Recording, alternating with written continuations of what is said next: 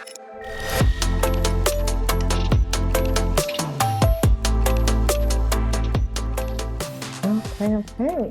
Hi, everyone. Welcome to the Nurses of Faith podcast. My name is Tola Olabiyi, and I am your host. The Nurses of Faith podcast was created to share real life stories of faith that will inspire, encourage, and empower nurses all around the globe. And today I have a very special guest with me. This is somebody I'm so excited to have on the podcast to just talk. Okay. I love her. I'm excited because my guest today is very passionate about helping nurses. She's very passionate about making sure that we as nurses achieve the purpose that God has put in our heart to achieve, especially through business. So I have here with me today Alvionna Brewster of Black Nurse Entrepreneurs. Welcome, Alvionna. How are you Thank doing you. Thank you. Thank today? you. I'm doing well. Thank you for asking.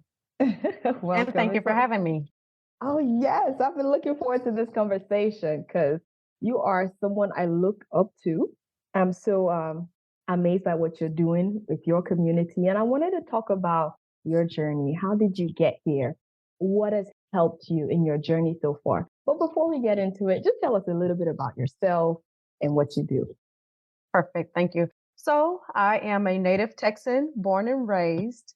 I was raised in East Texas, and then I moved to the Dallas-Fort Worth area, really because of wanting to expand my career was a big part of that. And so down in East Texas, there's only just a few hospital systems, but up here in the Dallas-Fort Worth area, healthcare is booming. So I moved up here in 2007. I come from a long line of nurses. My mom in particular has been a nurse my entire life. And so she started out as an LVN around 80, 81, somewhere in there. And I just remember helping her to study for her RN, going through her books, being inquisitive, trying to figure out, different disease processes and different things growing up. And when I got ready to graduate from high school, I really didn't know what I wanted to do. And a lot of people asked me throughout my childhood if I wanted to be a nurse. And I always was like, no, no, no. That's the obvious thing. Like, I don't want to do the thing that she does, right? But I didn't really know what I wanted to do. And nursing was the thing that I actually knew because I always helped her out. And so I entered into an ADN program in East Texas and graduated in 2005 and hit the ground running ever since. So that is what's led me through my journey here, primarily in cardiovascular medicine. Over the past 19 years, I've had a little bit of stroke neurovascular, but really heavy cardiac background. Oh, wow. That's wonderful. And so going into the field of nursing, did you find it, easy in the field of nursing? I know you've been a nurse for a long time. Would you just tell us a little bit about how nursing is for you? When I say nursing, I mean bedside nursing and cardiovascular nursing. What did you experience in your journey, or what have you experienced in your journey as a nurse at the bedside? Gotcha. Honestly, this is the rawest, most transparent that I can be. I burned out 6 months in. I burned out. And I think that's one of the reasons why nurses of faith to me is so important, because I did not have a community. I didn't have anybody around me that I could just kind of talk to and pray about that really understood what I was going through at the time. I was very young. I was barely 21 when I started as a nurse. And I hit the ground running. It was a cardiovascular floor and it was extremely busy, right? And I burned out very quickly. And it took me some years to really find my area and my lane. I went from job to job searching for that. And it took me a while to try to figure out what am I supposed to be doing here? Where can I best serve? Where can I best utilize my skill set? Where can I best be the most passionate person that I am and it be respected and honored, right? And so, like I said, it took me some time to figure that out. I advanced my degree several times and I got involved in some other aspects of nursing. But in the beginning was very challenging. And I don't sugarcoat that because I want people to understand that there's extremely great aspects of nursing. And then there's some work that we have to do. There's some challenges that are there that we have to work on, right? And so I believe we have to bring all of it to the forefront so we can all equally talk about it. But even with the challenges that are there, I believe there's something incredibly special about getting to be in someone's life in the most vulnerable state at every aspect, whether it's you helping them to enter into the world, whether you are helping them to heal from a major surgery, whether you're at their bedside holding their hand as they transition from their earthly body. There's something incredibly special and sacred about what we do as a nurse. And I do not take that lightly. I do not take that for granted. And anybody that's listening, I want them to understand that it is special what we do. And that is why nurses of faith is incredibly important because we need to be able to come together. We need to pray over our profession. We need to pray over our mindset as we are going to take care of God's people. We need to be praying over our mindset to make sure that we're doing what we need to do appropriately. And then we also need to pray over our hands, our skill set, that we don't make mistakes, that we are doing things consistently that help people to have optimal health and be able to go back home and live their best lives.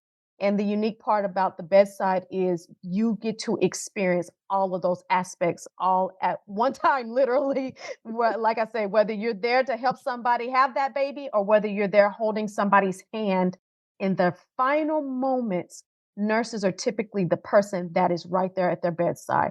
And there's something very sacred about that. Oh, yes, that's amazing that you talk about that.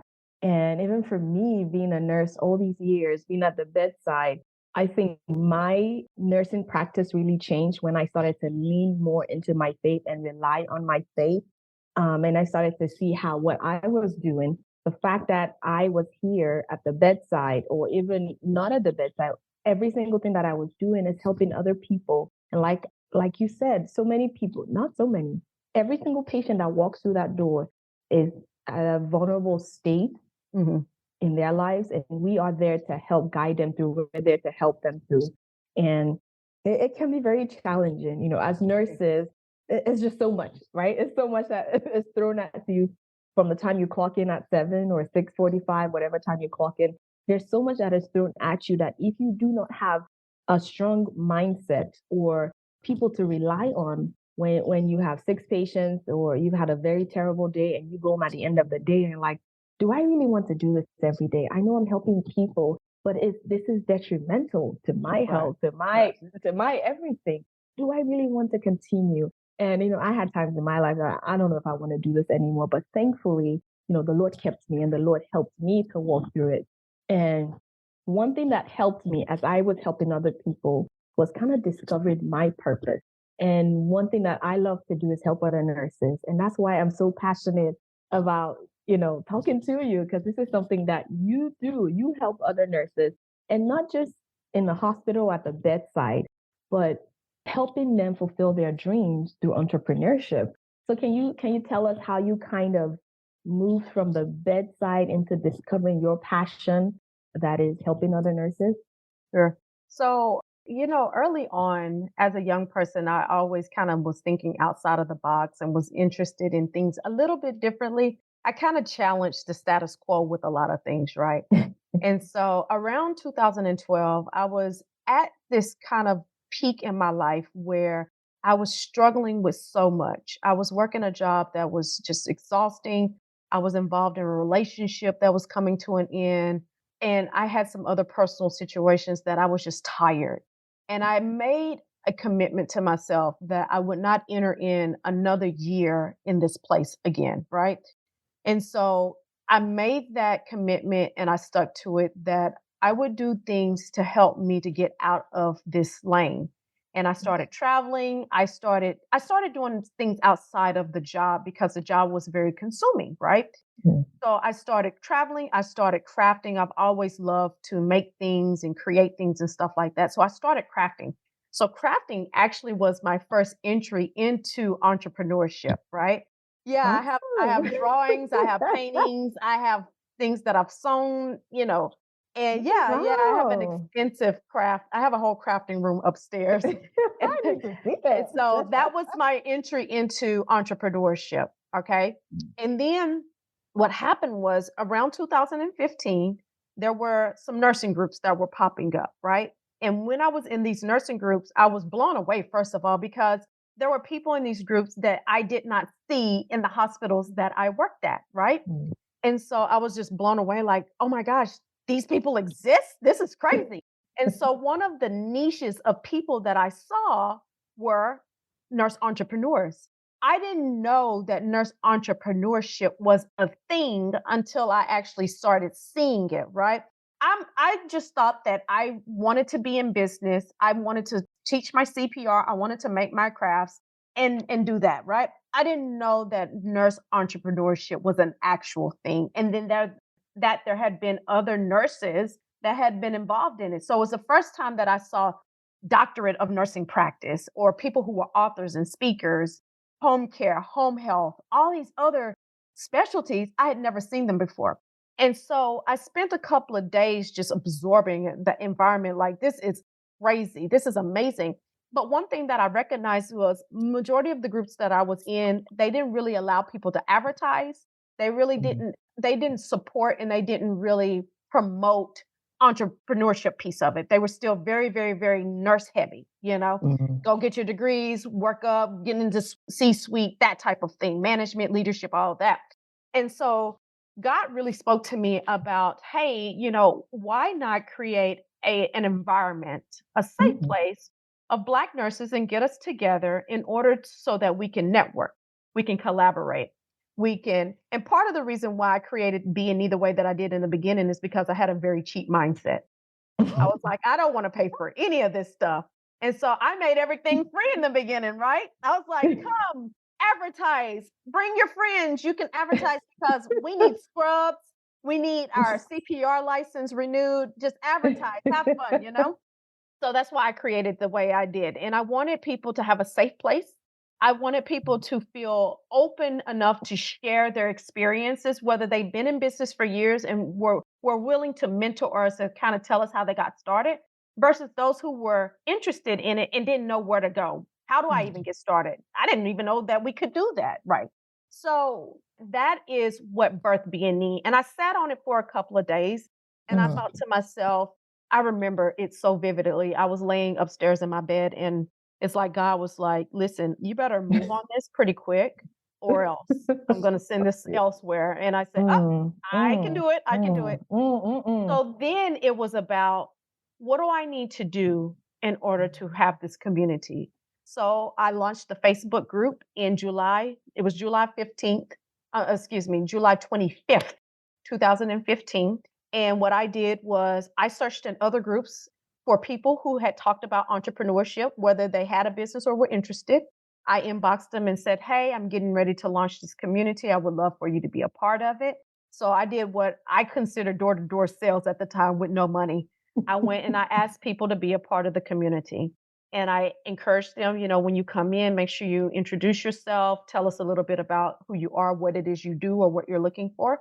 And very early on, it grew. It grew very quickly because, and I think one of the best parts about it is because nurses didn't really realize how they could still really serve as a nurse, but on their own terms. Mm. So this the moment that you empower somebody to fish for themselves, to understand you can use your mindset and your skill set in order to have a business that still does maybe the exact same thing that you do in the hospital system, it was game changing then. Mm. Mm. Mm. Mm. I love So that was the story of how we got to where I am now. it. All I can say is, thank God you were obedient, okay? Yes. Because sometimes the Lord lays something on our heart and tells us to do it, but there's so many people who are so afraid to make that move. Like, why were you so, I mean, like for you, that was pretty quick. Like the Lord said and you did it. Like, have you ever had that experience before where God told you to do something and you're like, you didn't do it and you saw you saw All what the time. happened All the because time. you were disobedient?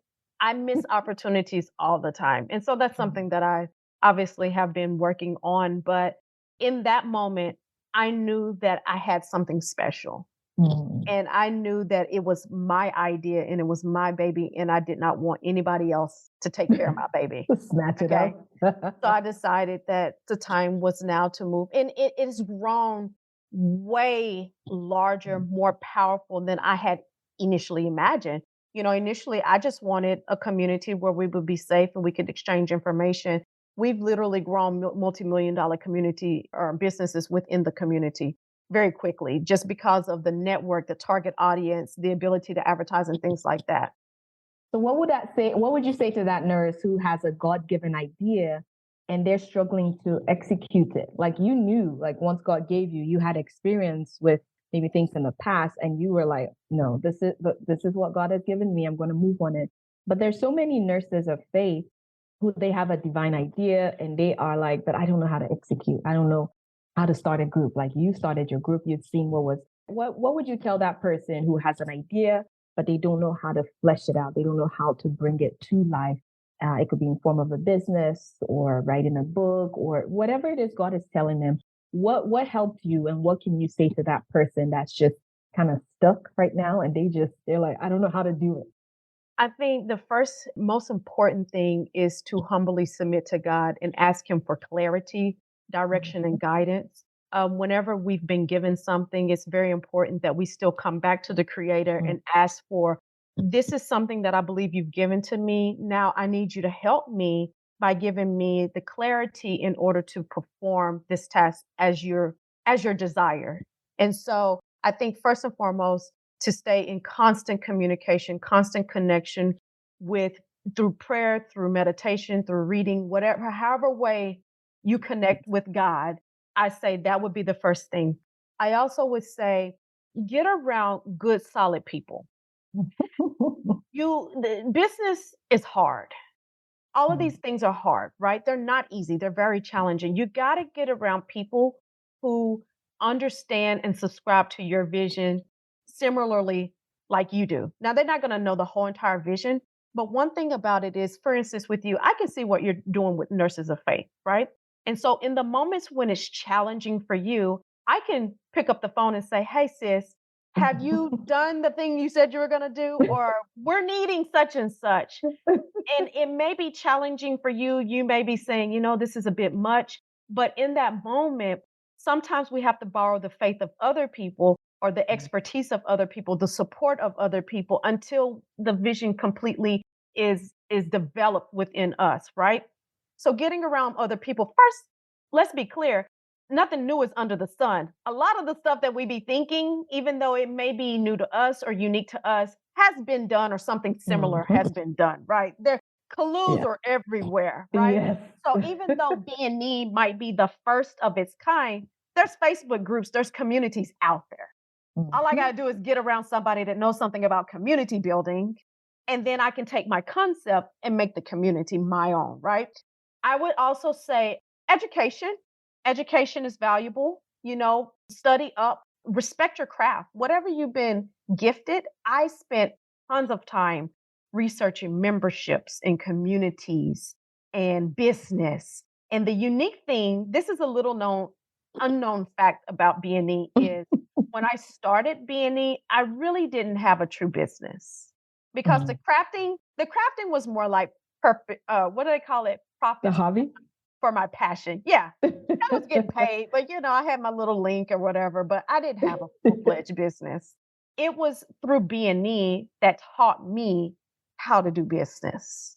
It was through me going to seminars and conferences and webinars and getting a coach and things like that that I had to learn how to do business. And so if you're interested in launching a business, writing a book, creating a project, creating a community, get around people who genuinely love, respect, and honor you. Stay in communication. Make sure that you respect your own craft. Don't come out here doing just anything, some craziness. Don't do that. Truly respect the craft because God has gifted that to you for a reason. So a part of you delivering upon that gift is to respect it, sharpen it, consistently learn about it, make it better, right? But I think those would be the top three things. Number four, get away from naysayers.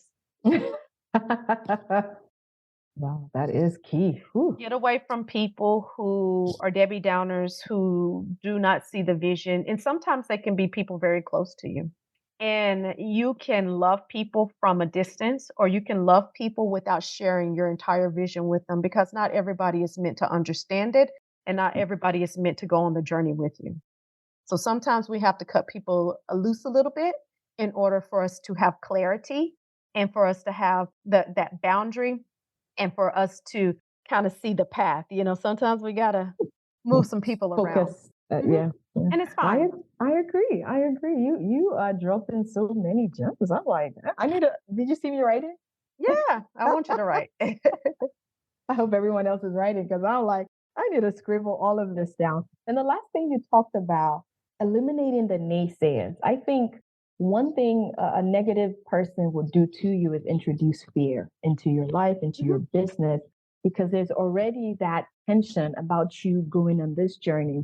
In my book, The Emancipation from Employee to Entrepreneur, I talk about it's a journey, right? You just don't start with an idea one day and you make the $1 million the next day. You're going on this journey. And if you bring people on this journey who will weigh you down, who will talk negatively about your business, they're like, oh, well, how's that little thing you got going on? Mhm. The way they put you down, it could make you more fearful, right? And that could keep you stuck where you are. And something else that I think also keeps nurses stuck when God has given you like a divine idea or divine business is the fear of letting go of that paycheck, right? Having a regular paycheck every 2 weeks versus, okay, I'm going to go out in faith. I know the Lord is calling me to do something, transitioning, but people don't want to transition. People they don't really want to let go. And that's why I'd asked you that question of how did you find it easy to just say, yes, Lord, I'm going to do it. I know you didn't start one day and then profitable the next day, but what would you tell a nurse who is like, well, I need to get paid every 2 weeks, right? Who is so used to the comfort of having a regular paycheck that they're not ready to step into irregularity yet, even though at the end of that irregularity could be millions, right? Or billions waiting for them. How can they transition? How can they transition and transition well? So part of it is to sit down and really evaluate it because I honestly believe that it's a level of pseudo comfort. We think that it is comfortable because we think that it's predictable, right? But Mhm. the reality is, anytime someone has your money and your time in their hands, then you don't have control. And at any moment, you can lose that. So Mm, even though it seems as if you are getting a predictable every 2 week paycheck, at any point in time, that could be taken away. And that is one true. thing about it is, one thing that I feel like I know about humans is we don't like a lack of control. We like to be in control of our stuff. So we think that we're in control when we're working a 9 to 5 and we're getting a consistent paycheck. But the bottom line is somebody else is in control over that. If they can tell you when to eat, when to go home, when to come in, then that's somebody else's control. Now, I will say this, there is a time and a place for everything. Yeah. Entrepreneurship is not for everyone, period. 9 to 5 is not for everybody, period. If you work a 9 to 5, it does not make you any different than anybody else, period. Because it's what's in you that makes you different, not necessarily the job that you work that makes you different. And everybody has to do what's best for them in their household, right? So I would not want anybody to feel like because I can't get this right and I can't figure it out, right? I want to maybe do what they're doing, but I really prefer to stay over here. That's completely fine, honestly. It's fine. But just look at it for what it is. Don't think just because you're getting a stable paycheck that it is that stable. Okay. Comfort is a thing that will stagnate you. Mm. It prevents us from growing. In order for us to lose weight and become this fabulous body, we have to step outside of comfort. We can't sit on the couch every day, right? It just is what it is. We have to get up. We got to get moving. We have to invest some time, money, and energy into it. So the same goes for life in general. When we are in comfort, and it happened to me in nursing, I got comfortable. I fell into the routine of going to work, coming home, eat, sleep, go back to work. I did that. And then I got stagnated. I wasn't learning enough. I was not reinvesting back into my mind, body, and spirit. I gained a lot of weight, and things kind of got out of control and chaotic until I had to challenge my comfort zone. I had to get into a position where the comfort zone is no longer comfortable. I love it. And so I decided that I'm going to have to challenge my comfort a little bit. And then Mm, the moment you decide to challenge your comfort a little bit is the moment that expands you. It pushes you to be better and do something different. So, what if potentially this business idea that you potentially have at the back of your mind, because we always default to the negative. We always think, what if it doesn't work? What if it doesn't happen? What if I can't? What if I lose everything? We always default to the negative immediately. mm, Us as believers have got to remember that we default to the positive. mhm. I'm believing that God is going to make this thing exactly what He intended for it to be. I'm believing that it's going to be exceedingly above what I have ever dreamt of, right? We Yes. automatically default to the negative instead of defaulting to the positive. So, what if it becomes a multi-million dollar thing? What if it saves millions of lives? But we default back to the comfort zone because that's the thing that we're most comfortable. That's the thing that we know. Mhm. We don't know anything else. So, this is what we know. So, we decide to bet on the thing It's that we safe. know. But the Mm, reality of the thing that we know is it's still very unpredictable. mm, The moment that they feel like you're not doing what they wanted you to do, You're gonna be you're gone. you're gone. You're gone, right? So I want us to You are remember out of this. there. And sometimes again, this is why I believe in community. And the funny thing about community is it fell in my lap. Mm, Community was not necessarily the thing that I set out to build in the capacity that I built it, if that makes sense. Yes, I wanted to get us together in a safe place, right? Somebody pointed out to me this, which is very unique, and I want to share this with your audience. When I was a young person, I was bullied like unmercifully. mm, And I spent my teenage years and my early adulthood years very depressed, very self-conscious, all of those things, bad self-image, you name it. I've been through that, right? And one of the members in my community pointed out something that was so real to me a couple of years ago. And I asked her, I said, "Why do you like being here?" And she said, the reasons why she loves being in our community is because I don't expect anything from her outside of just being. I mm. can be me. I don't have to be part of the it crowd or one of the mean girls or anything like that. I can just be me. And really, all you want us to do is to show up in excellence, to share, to help build each other up, to network, things like that. But I can be comfortably be me, right? And in that moment when she said that, it was amazing because I recognized and realized that I had subconsciously created a community that I too could fit into That you needed. by being obedient. So I Yes. want people to understand this. When you're obedient, that gift goes out into the world Mm. to serve other people. But the best part on the other side is sometimes the very life that you save is your own. Oh, you're preaching. Sometimes you being in a community helps you to Mm, become a better person. You being around other people helps you to become better. It expands you. Nurses have got to get outside of just the four walls of a hospital in order to have a better, stronger impact. You got to be connected with different people who are doing nursing, healthcare, business, you name it, on a different level. The moment that you get around people that are doing these things on a different level is the moment that it expands your mindset to be able to do nursing and healthcare on a different level yourself. And a lot of people don't even realize they have to see the example. They don't even realize what they themselves are capable of until they get around some other people and they're like, oh my God, you made $1 million in a day?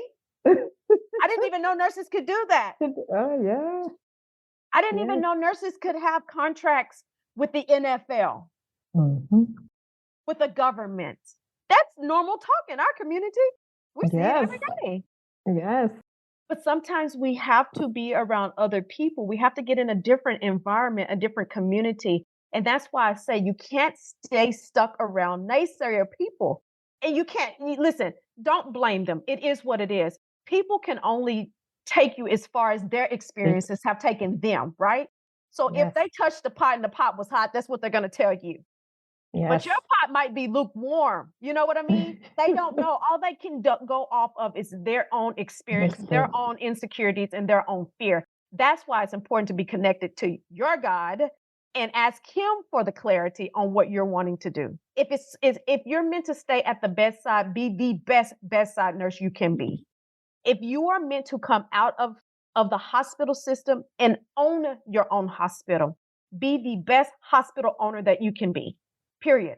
Whatever God is calling you to do, respect that craft enough to consistently pour back into it and be the best at it. Because at the end of the day, we, your sisters and brothers, are waiting on you. Yes, we are. You are speaking my language. Oh my, oh my. We're Wow. waiting. We're waiting. We are waiting. Wow, it's so amazing that you talk about all the things I talk about to my community. See, we all have a purpose. It could be at the bedside, it could be management, it could be in a hospital. No matter where you have been called to, we should all step up to the plate and do what we've been called to, wherever it is. It could be in entrepreneurship, and especially entrepreneurs. I have this vision, and it's like the Lord keeps reminding me and it's almost like every time I come into your community, it's like in a few years, we will be looking for nurses who answer the call, they open up their businesses, and now they have that financial impact. So when they say, oh, we need a new healthcare system, we need a new healthcare systems, we have nurses who will stand up and say, well, here I am. We can build our own table because now we have the financial impact. We have the knowledge, we have God leading us, and now we also have the money to say, this is what healthcare should be like. Let us change what the status quo is right now. Let us change what people experience when they come into the hospital or when they come into clinics. But when you are too scared to start, or when you're too scared to speak up, or when you're too scared to say, hey, Alvionna, how did you do it? You don't want to reach out. You kind of sit by yourself in your house or just go to work and come back. And you don't want to take that next step, whatever that step is. It could be being a better person at the bedside, being a better leader, being a better entrepreneur, getting the exact knowledge base, like you said, to be the best person you're supposed to be. When we are asking in the next few years, when we're looking for those entrepreneurs who have that financial backing to speak up financially for a new healthcare system or whatever it is, would you have started your business that the Lord told you to start today? Would you have gotten the help that you need? Would you have plugged yourself into the right community where there's accountability, where people can say, hey, how are you doing? Are you doing what you're supposed to be doing? How can we help you? Sometimes we isolate ourselves. And in isolation, it's hard to get the encouragement that you need, right? It's hard for people to even know what's going on with you. And when I say people, the right people, we should always have the right people around us. But in this journey, for our nurse entrepreneurs, that the Lord has called you to do something, you need to start today. You need to start now, because when we're asking for those people to stand up, you will wish you did what God told you to do. Because there are going to be some billionaires amongst you. And listen, money's not bad, right? It's the love of money that could corrupt you. Right. But if the Lord is telling you to do something now, for example, when you started your community, I know you didn't know the full impact that you were going to have, right? And a lot of times the Lord only gives us a little bit. Because if He tells you all of it at the beginning, you'll be like, I don't know about that, Lord. And that's what I'm out. and that's what kind of happened to me when I was going to start Nurses of Faith. I was like, okay, I just need to find a few nurses who want to pray together. And now I'm like, oh Lord, I feel like you pumped me a little bit because now I'm like speaking, I'm doing conferences, I have an e-com. I'm like, but if God had told me that, I would have been more scared than I was. Okay. But I took a little step of faith. Okay, Lord, I need to find people who want to come together. We can support each other. We're going to pray. And then I stepped out in faith and did more as the Lord showed me. And so everything you said, I mean, they're just amazing points. Thank you so much for what you're doing for your community. And I would just encourage everyone, don't sit on your God-given ideas, right? Today, as you're listening, bring out your notebooks again. What did God tell you to do last year?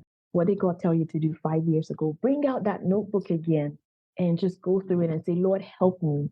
Find people that can help you. Coaches are very important, right? Incredibly. Incredibly, yes, because sometimes you're talking to your family members and you're telling them you want to start a business. Alvionna just talked about it. If they've never gone down that journey or through that path, how can they help you get to where they've never been? Right? How can they help you get there? When you talk to coaches who have been through that journey and you don't have to go through all their failures, they can help you, mitigate risk. They can help you say, hey, this is what you should do, how you should do it according to God's will, according to what God has told you to do, right? You don't have to walk outside of God's will when you go to seek a coach. You need a coach. And in fact, I can tell when there are people who are trying to do something and they don't really have a coach, I can tell. And even for Mm, me, there are times in my life, well, in order for me to push Nurses of Faith to where it is right now, I had coaches helping me. I'm always very transparent. I've had coaches in different aspects of my life. I've had a mindset coach, a business coach, even a parenting coach. That people who would help you get to where you want to get to. So don't ever shy away from asking. They're nurses who will help you, right? hmm I, I There are mean, we are plenty. here to help one another. The Holy Spirit guides us, but don't ever be afraid to take that leap of faith into your own journey, into your own purpose. Yeah. This has been very, very amazing conversation. Thank you so much, Alvionna, for joining us. I want to say if someone is stuck, right, and they like, okay, but I am too shy. I'm an introvert, and I'm asking, I'm bringing this up because that was kind of who I was, right? And I think you're kind of like an introvert too, right? Am I right? Am I I'm in the middle right? now. In the middle now? I'm an ambivert now. Ambivert now. Mhm. Okay. What would you tell those introverts that they don't want to come on camera? They don't want to like I don't know. Like who that was me. I didn't want to show up. I didn't want to talk to people. I'm like, Lord, let me just sit in my little corner. I'm gonna Yeah. create a community. But I didn't want to show up to the level that God was pushing me to just because I was shy. Like I was using that as a blanket or I'll say as a covering to prevent me from walking fully my purpose. What would you say to Atola, 4 years ago before the Nurses of Faith conference? Yeah. What would you say to her? I would say this, a few things. I would remind you that, first of all, it really isn't about us, right? We are called to serve certain people for a very specific reason. And so those barriers sometimes may be us. And honestly, some of those barriers are from the enemy trying to discourage us from getting God's message out there. And so we have to remember that it's bigger than just us. And whenever we don't go forth, one of the things that's really sneaky is this. Whenever we allow challenges and distractions to deter us, right? From the thing that we know that we were called to do, then somebody else who is not afraid, who is more vocal, who is more outspoken and less experienced, less deserving, will be out there trying to serve the very people you were supposed to be serving. And that's a disservice to those people. They will spend their hard money and their hard time thinking just because that person is the louder, squeaky wheel, that Mm, they're the better coach, that they're the better servant, when the reality is you were called to do it. One thing that I want to leave us with is this, right? This is why being obedient to the calling is so incredibly important. I've had the honor and privilege to talk to so many nurses in the community, and I'll ask them questions like, how many patients do you think you've taken care of? Or on a given shift, how many patients do you take care of in that shift? Five, six, seven, however many, right? And then I think about how many patients or how many people's lives they've been able to touch since they've been in entrepreneurship. And then they tell me, right?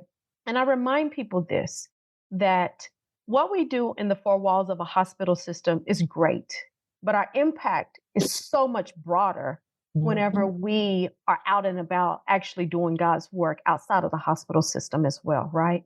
I had one lady that I talked to not too long ago, same kind of concept, same kind of situation, minus one little thing. She lacked execution. She's a CPR instructor, literally had everything lined up, had the business ready. She had her mannequins, everything was ready. The only thing was missing was she hasn't taught a class because she was afraid to do the very skill that we can do in our sleep. And I told her, I said, why haven't you taught yet? Well, I'm scared. I don't know how to do it. And there. And I said, we learn in ACLS that time Mm. is brain. Yes. Time is brain. Yes. So the longer you sit on this skill set that you know you're very capable of doing, the more people that are literally going to die, Mm, mm, mm, mm. the more people who are going to suffer. And that goes for all of us. I get it too. I've dealt with it myself, not executing quickly enough, and something happened, someone suffered from my lack of execution. It will actually cost you a lot of money in the long run not to go ahead and execute on the thing. So just remember, those of us who are interested in entrepreneurship, those of us who are in it, there are people out there that are really waiting on us. And we can't let little small things like, I don't want to be on camera, or I don't speak well. I'm an introvert. I'm shy. I've heard all those excuses. I've given all those excuses before. And the only Mhm. way that a person really builds confidence is by actually doing it Ah, yeah. consistently. That's the Yeah. only way. You just got to You're do it. right. Just do it. And Just as do you were it. talking, I was thinking of the Bible verse, that says, I can do all things through Christ that strengthens me. And truly, you can. And that's also the beauty of having like a coach, a community. Because I Mhm. remember the first live I did was the lady who ended up being my coach. I ran into her at her store. And she was like, "Oh, Tola, okay." And she just turned on her camera and put me on Instagram Live. And I was like, Whoa. okay, right? She just made it was like a just do it, and that truly is what it is. Just do it. Remember that the God is helping you, and the Bible says, "I can do all things through Christ that strengthens me." And just do it. And you have to practice, practice, practice, practice. I always say, we don't become experts the first time we do something, right? Nobody was born a nurse. No, nobody was born a nurse. And so why are you trying to be perfect the very first time you do something? You try and you try again. You plug yourself into a community with people who can help you. You make sure you're connected with God every single day because we need God every single day, every single moment, right? But you just do it. Thank you so much for that. Mhm. Before we go, can you share with us any of your like favorite Bible verses or scriptures? We would love for you to give us one or Sure. two if Yeah, you yeah, yeah. can. I really love Jeremiah 29:11. For me, it really helps me to understand that Mhm. God truly has a plan for me. And, there's times whenever we question or feel like, oh, this is not working or Mm, whatever, it really kind of keeps me centered. It brings me back down and it reminds me that the higher being has a plan for me and it's not to hurt me. As much pain as I might be going through at the time, or discomfort or whatever, I recognize that it's not to hurt me. It's really to mm, make me to prosper and to grow and to have a really good future, right? He truly wants that for me. He wants that for you. So I hold that near and dear to my heart to remember, even through the toughest of times, it's going to really work out for the good because the good is the plan. I have a mm. plan for your future. So that's one of my favorite ones. I also like Ecclesiastes 4:9-12. And basically one of the reasons why I like it is because again, I never really set out to do true community building in this capacity. I didn't know it was a thing. I didn't know that's what I was doing. And the beauty of Ecclesiastes 4:9-12 is really talking about two being better than one, Mm. that we're meant to be together, that we're meant to work together, that there's a reason why, because if one falls, then there's Other. more issues. But when we're together, we can do just that much more. We're better off together. And so to me, I utilize that from a community aspect. We're meant to be in community together. We're meant to be around like-minded people. We're meant to come together, collaborate, network, inspire, motivate, encourage, empower. We're meant to be that way because we become stronger. We become more powerful that way. We can't afford for one person to be over here in the wilderness by themselves. We can't afford that, right? We have to be together. And that's why I like that scripture. Oh wow, amazing, amazing. Thank you so much for for sharing that. That is powerful because sometimes we try to go alone, Mhm. and I always say you were not created for yourself. You were not created to be on an island alone. Even when we talk about entrepreneurship, I firmly believe God gives us a desire for entrepreneurship in order to help ourselves, our families, and our community. Because there's so many people that when you go into business and you create a business that is changing lives, and you're doing business a different way, and you're putting in place different protocols, different policies, that even the people who work for you, their lives are not the same anymore. Mhm. So, but when you try to do it alone without help, you may not get to that destination. You may not get to create that business that's truly changing your community, that's giving back to your community, that people are like, oh wow, I want to go work for Alvionna. That she's the one because she's changing something. She's doing something different in Dallas, and I want to go work for her. Like that is also community impact. And so thank you so much for sharing those scriptures. And I'm like, okay, I need to add it to mine. So as we are rounding up, I want you to just tell us, how can people stay connected with you and keep up with all the great things that you're doing? Sure. You can find me across all social media platforms at Black Nurse Entrepreneurs or at Alvionna Brewster. We are Awesome. on all of them: Facebook, TikTok, LinkedIn, IG, you name it, we're there. Awesome. Thank you so much. It's been such a wonderful conversation.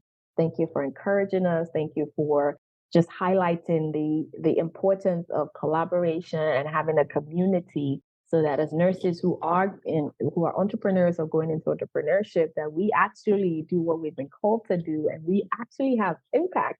We're not just talking about it, but we are truly making a difference in the lives of people all over the world. So thank you so much for coming on here and having this conversation with me. I really appreciate you, and I cannot wait for the next time that we will speak again. Thank you so much, Alviona. You're welcome. Thank you. Awesome.